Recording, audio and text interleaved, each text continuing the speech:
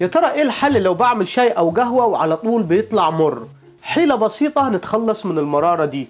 ونعمل ايه كمان عشان نتخلص من الروائح الكريهة اللي في الأحذية؟ وازاي نقطع البصل من غير ما ندمع؟ ولو اشتريت موز وطلع اخضر زي كده، حيلة بسيطة تخليه يستوي مرتين اسرع. وازاي كمان نتخلص من ذبابة الفاكهة في البيت، و14 حيلة غيرهم في الحلقة دي. ما تيجي نشوف.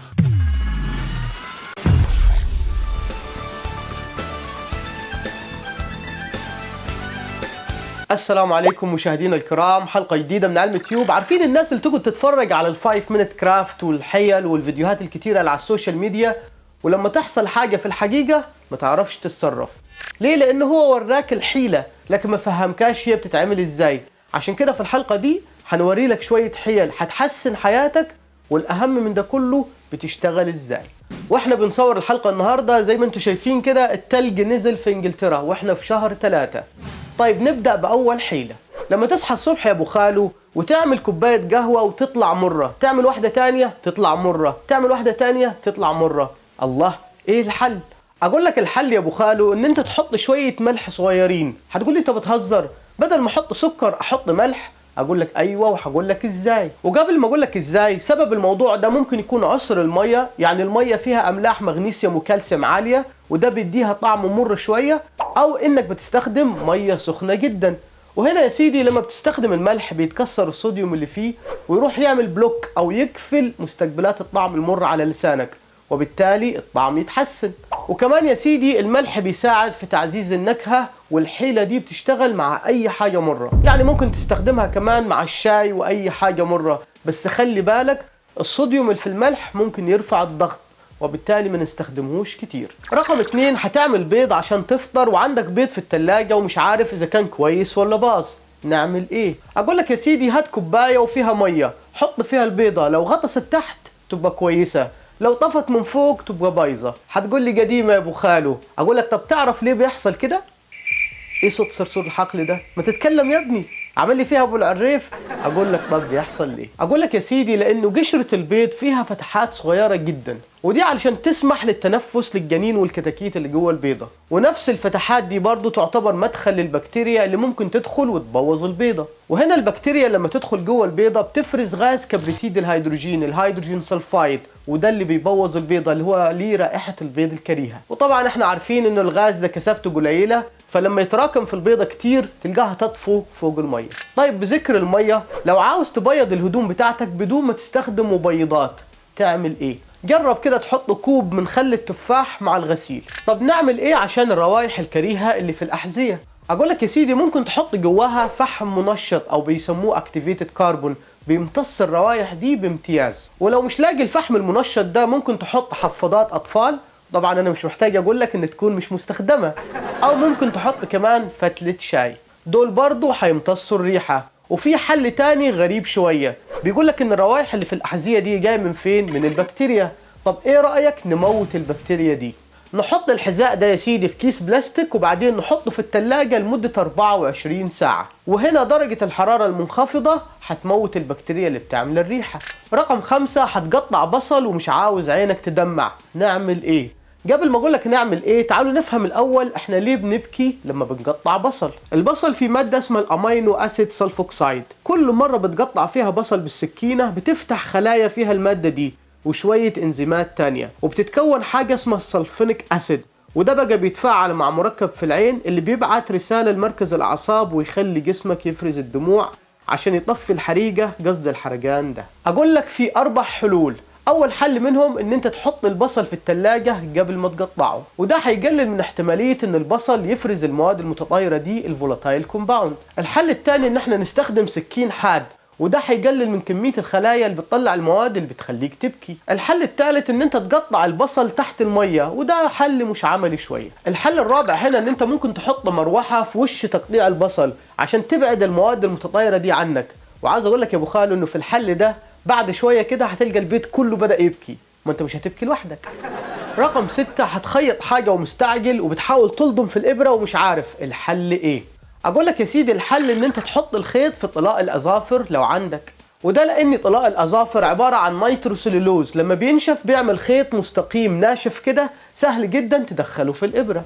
رقم 7، خيطنا خلاص البنطلون، جيت تقعد على الكرسي لصقت فيه البانه او علكه، اقول لك ازاي نطلعها بسرعه. اقول لك اقلب البنطلون او الهدوم بالعكس وهات مكوه واكوي واضغط على اللبانه من ورا، هتنشف وممكن تطلعها بسهوله. لو ما عندكش مكوه ممكن تستخدم كحول وتسيبه ينشف وهتلاقيها بتطلع بسهوله. ممكن كمان تستخدم خل تسخنه في طبق في الميكروويف وتستخدم فرشة أسنان وتفرك اللبانة هتطلع معاك، وده لأن الحمض بيدوبها. بس نخلي بالنا هنا الكحول والخل ممكن يتلفوا القماش، عشان كده نحطهم على حتت صغيرة جدا من الهدوم. رقم 8، رحت تشتري فاكهة وجبت موز أخضر وعاوزه يستوي بسرعة، نعمل إيه؟ أقول لك يا سيدي حطه في كيس ورق معاه طماطمتين واقفل عليهم، وبكده الموز هيستوي أسرع بمرتين. هتقولي ليه يعني؟ اقول لك يا سيدي في هرمون نباتي بيخلي الفاكهه تستوي اسرع اسمه الايثيلين، وهنا الطماطمتين اللي احنا حطيناهم في الكيس اكيد مستويين وبيطلعوا غاز الايثيلين اللي هيخلي الموز يستوي اسرع. وبذكر الموز لو شايفين هنا كده ده رمز الضفدع على الموز، مش معنى كده ان الاكل ده فيه ضفدع، ده معناه انه اكل صديق للبيئه زي ما اتكلمنا في حلقه قبل كده. رقم 9، عايزه تعملي حلو وقلت يا اما اعمل بسكوت او كوكيز وطلعتيهم من الفرن وسبتيهم فتره طويله بره ونشفوا جدا وعاوزاهم يطروا تاني، تعملي ايه؟ اقول لك حطيهم في كيس ومعاهم رغيف عيش، هترجع طريه زي ما طلعتيها من الفرن. وده ليه؟ علشان الكوكيز فيها سكر كتير، والسكر هنا يعتبر هايجروسكوبيك يعني ماده بتمتص الرطوبه، ومين مليان رطوبة في الكيس اللي احنا عملناه؟ ايوه رغيف العيش. تقوم الكوكيز تسحب الرطوبة اللي في رغيف العيش وترجع طرية تاني. رقم 10، عندك طاسة حديد كاست ايرون وكسلت تغسلها وسبتها في الحوض فلقيتها بدأت تصدي، نعمل ايه؟ اقول لك يا سيدي ممكن تستخدم الكوكاكولا لان فيها حمض الفوسفوريك اللي بيستخدم كمزيل للصدأ. وبذكر الطاسة ازاي ننظف الاواني المحروقة بسهولة، اقول لك حطي شوية مية قليلين مع معلقة صودا خبز وبعدين نغليهم على النار لمدة 10 دقايق وبعدين نسيبهم يبردوا، وبعدين ندعك بالفرشة ونشطفها بمية دافية هتلقيها اتنضفت بسهولة. رقم 11، لو بتشيل ستيكر وبتستخدم مية ولسه في بواقي زي كده ومش راضي يطلع، اقول لك تعمل ايه؟ هات شوية زيت حطهم على منديل وادعك بيهم بواقي الستيكر هتلقاه بيطلع معاك. هتقولي ليه يعني الزيت يشيله؟ اقول لك في قاعدة يا ابو خالو بتقول ان المتشابهات بيشيلوا بعض، يعني مثلا المية والزيت ما بيدوبوش في بعض لان المية تعتبر قطبي بولر والزيت مش قطبي غير قطبي نون بولر، فمعنى ان المية معرفتش تشيل الستيكر يبقى كده الستيكر غير قطبي يعني يتشال بالزيت. رقم 12، قررت تعمل برجر وتشوي بس يا اما بيطلع ني في النص او بينشف جامد منك ويتحرق، اقول لك تعمل ايه؟ اقول لك يا سيدي اعمل فتحة في النص زي كده عشان الحرارة تتوزع فيه بالتساوي ويستوي كويس من بره ومن جوه. هتقولي بس كده يا ابو خالو بقي دونت ما بقيتش برجر، اقول لك ما هي الفتحه دي هتكفل لما يستوي بالكامل. رقم 13، خلصنا خلاص الباربيكيو وعاوز تحبس بحاجه ساقعه بس نسيت تحطها في التلاجة عشان تبردها وعاوز تبردها بسرعه، تعمل ايه؟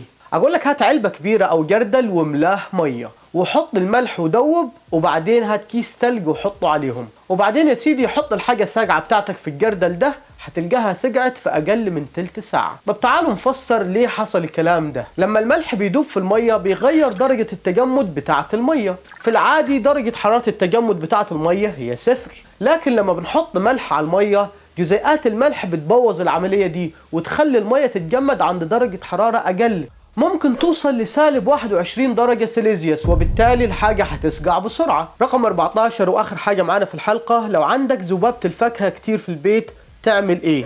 اقول لك هات طبق وحط فيه خل تفاح ونقطتين من سائل غسيل الاطباق وغطي الطبق ده بكيس واعمل فيه فتحات صغيرة، الحشرات هتنجذب لريحة الخل وده علشان الورقات بتاعتها بتتغذى على البكتيريا اللي بتنمو في بيئة تخميرية. هتقولي طب كده احنا عرفنا ايه لازمة الخل، طب ايه لازمة سائل غسيل الاطباق في الموضوع ده؟ اقول لك بنحطه يا سيدي عشان يكسر التوتر السطحي السيرفس تنشن بتاع الخل. ابسطها لك، سائل غسيل الاطباق لو مش موجود الحشرة هتنزل من الفتحة وتروح على سطح الخل، لو عرفت الخدعة ممكن ترجع وتطلع تاني لفوق، اما لما نحط سائل غسيل الاطباق بيكسر التوتر السطحي بتاع الخل وبالتالي تنزل ما تعرفش تطلع تاني. قولوا لنا في التعليقات تحت ايه اكتر حيلة عجبتكم وهل بتستخدموها في حياتكم ولا لا. وبكده نكون وصلنا لنهاية حلقتنا من علم تيوب، اشوفكم في حلقة جديدة، ما تنسوش اللايك والشير والسلام عليكم. علم تيوب is good. Almatube is good. وابيات الشعر النهارده لقائلها بيقول لك: لو اصابك سهم غدر فبعض الاحيان الافضل ما تعرفش مين اللي رماه. الابيات النهارده تجسيد للمقوله اللي بتقول: حين اصاب السهم قلبي لم امت ولكني مت حين رايت من رماه. تعال نسمع بتقول ايه. لا تلتفت لترى الرماة فربما فجع الفؤاد لرؤية الرامين. لا تلتفت لترى الرماة فربما فجع الفؤاد لرؤية الرامين. فلربما أبصرت خلا خادعا قد بات يرمي في الخفاء سنين. فلربما أبصرت خلا خادعا قد بات يرمي في الخفاء سنين. ولربما أبصرت قوما صنتهم باتوا مع الرامين والمؤذين. كم في الحياة من الفجائع فانطلق لا تلتفت وذر البلاء دفينا. كم في الحياة من الفجائع فانطلق لا تلتفت وذر البلاء دفينا. ذر البلاء دفينا.